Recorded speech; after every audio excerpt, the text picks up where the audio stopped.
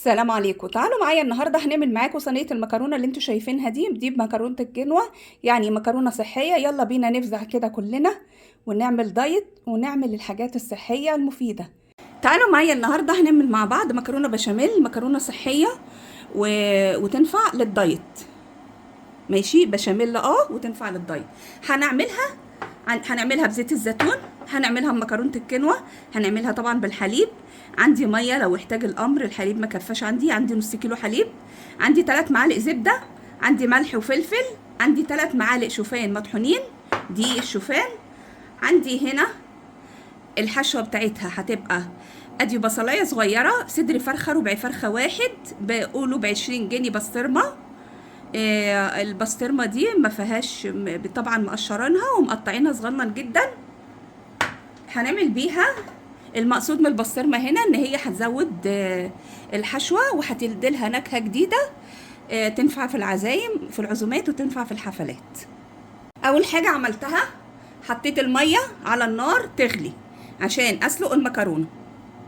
الميه غلت عندي، هبدا اضيف ليها المكرونه عشان المكرونه بتاعتنا تتسلق.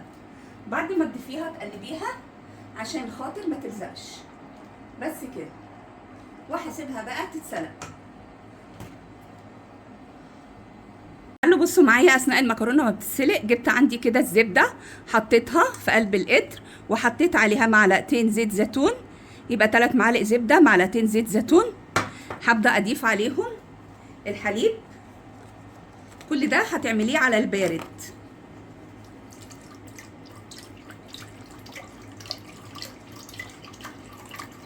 نص كيلو حليب هتضيفي عليه مج ميه.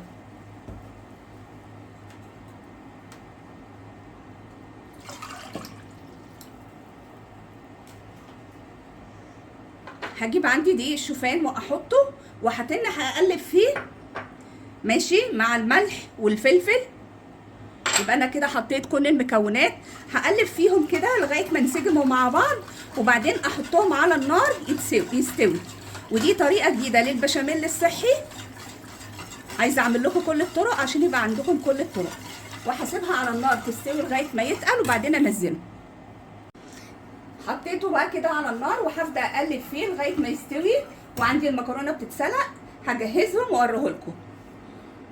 تعالوا بصوا كده البشاميل بتاعي اهو، بسم الله ما شاء الله، غلى لغايه ما تقل. اول ما يتقل كده عندي جيبي 3 شرايح جبنه اللي هي بتاعت البيتزا وحطيها فيهم تسيح. قطعيها كده وحطيها، هتديلهم نكهه وطعم جميل جدا للمكرونه. سيبيها بقى كده تسيح مع نفسها عبال ما نكمل بقيه الوصفه بتاعتنا. حطيت مقلايه على النار، هحط فيها البصل واشوحه. هنقعد نشوح كده في البصل لغايه ما يتكرمل معانا، وبعدين اضيف عليه الفراخ برضو تتحمر شويه.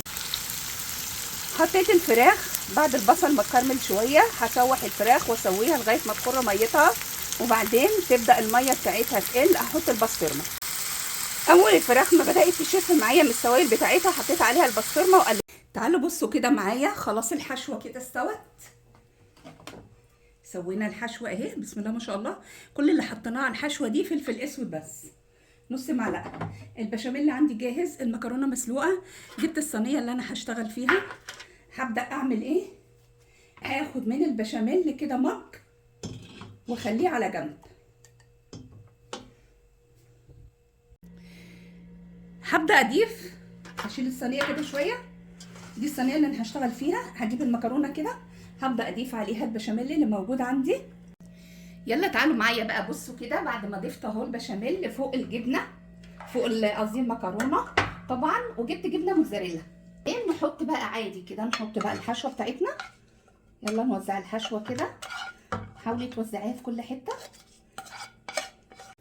وسعنا الخليط، نبدا نحط نص المكرونه التاني، واحنا بنحط نوزع برضو. تعالوا بقى بصوا معايا كده، انا كده خلاص حطيت النص التاني من المكرونه ووزعته كويس. هبدا بقى اضيف البشاميل اللي انا كنت شايلاه على جنب. تعالوا بقى بصوا كده، هنحط هنحط بقى الجبنه الموتزاريلا على وشها. وده اختياري. فرن، وان شاء الله باذن الله لما تستوي هوريها لكم. يلا تعالوا معايا كده بصوا الشكل النهائي لصينيه المكرونه بتاعتنا الصحيه اللذيذه، جميله جدا، جربوها وان شاء الله باذن الله هتعجبكم، وما تنسوش تشجعونا.